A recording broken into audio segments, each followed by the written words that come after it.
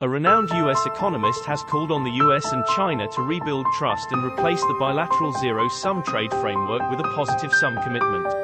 Stephen Roach, a senior fellow at Yale University's Jackson Institute of Global Affairs, has offered his suggestions for improving the bilateral ties. We need a new approach.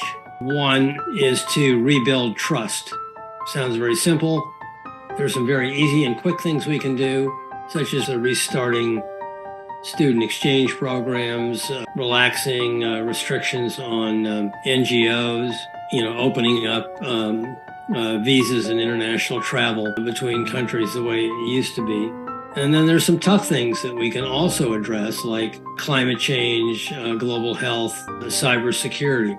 We won't get anywhere without rebuilding trust, without going from distrust to trust. The second recommendation is to abandon the bilateral zero-sum trade framework as a way to understand conflict and try to find a resolution of that conflict. I recommend to replace it instead with not a zero-sum bilateral trade framework, but a positive-sum pro-growth market opening commitment underwritten by a bilateral investment treaty. We can focus on reopening or broadening market opening for both nations.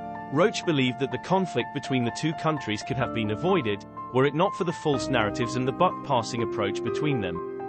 It wouldn't have happened had it not been for what I call false narratives, mistaken impressions that both nations have with respect to the other. America wants to blame China for its trade deficit, yet we have really no one to blame except ourselves because we have a savings deficit. But it's politically popular to blame China. So the conflict that didn't have to happen, were it not for these false narratives,